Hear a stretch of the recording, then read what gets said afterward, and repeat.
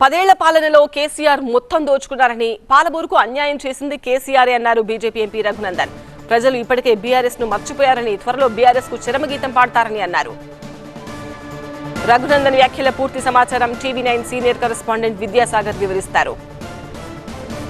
మనతో పాటు BJP MP Raghunandan రావు ఉన్నారు. నిన్న తెలంగాణ మాజీ సీఎం కేసీఆర్ చేసినటువంటి వ్యాఖ్యల్లో భాగంగా తెలంగాణకు బీజేపీ కూడా అన్యాయం చేయాలని చూస్తుంది, బీజేపీ అంతు చూస్తామంటూ చేసినటువంటి వ్యాఖ్యలు ఎలా చూస్తారు?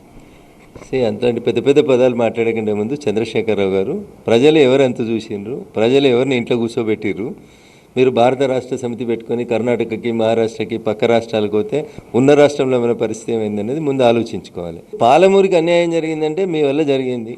పాలమూరు వాళ్ళు మీరు కష్టాలలో ఉన్నప్పుడు మిమ్మల్ని ఎంపీ గెలిపించారు. 5 సంవత్సరాలు పాలమూరు ఎంపీగా ఉండి మీరు పార్లమెంట్లో పాలమూరుకి జరిగిన అన్యాయం మీద ఒక్కరోజు ఒక్క నిమిషం మాట్లాడింది చెప్పమనన్నా.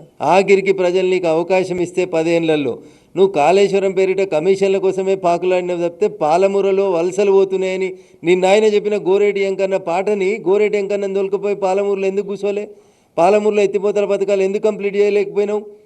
అడిగేటోళ్ళు లేక అప్పుడు అట్లే దబాయించుడు, ఇప్పుడు అట్లే దబాయించుడు. 2 ఏళ్ళు సార్ ఫామ్ హౌస్లో పడుకుంటే తెలంగాణ అంతా పడుకోవాలి. సార్కి ఇలా నిద్ర లేచిండు, మేలుకు వచ్చింది కాబట్టి ఇలా తెలంగాణ అంతా లేచి ఆయన వెనకాల ఉరకాలనా?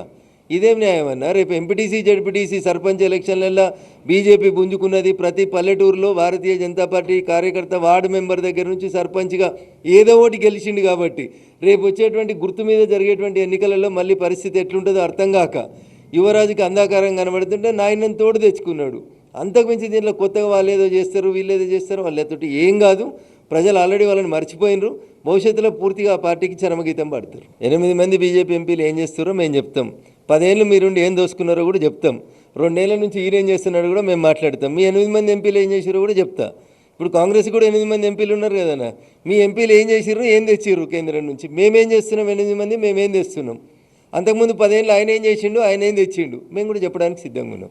బీఆర్ఎస్తో ఒరిగేదేమీ లేదు, అది అరిగిపోయిన గ్రామ్ రికార్డ్ లాంటిది తప్ప పెద్దగా బీఆర్ఎస్తో ఇక భవిష్యత్తు అనేది లేదు. డెఫినెట్గా బీజేపీ ఎంపీలం తెలంగాణ ప్రయోజనాల కోసం కట్టుబడి ఉన్నాం. అటు కాంగ్రెస్ కానీ ఇటు బీఆర్ఎస్ కానీ ఎవరైనా చర్చకు వస్తే తెలంగాణకు ఏం చేశామో చూపిస్తామంటూ కూడా బీజేపీ ఎంపీ రఘునందన్ రావు సవాల్ విసురుతున్నారు. కెమెరామెన్ శేషుతో విద్యాసాగర్, టీవీ9 హైదరాబాద్.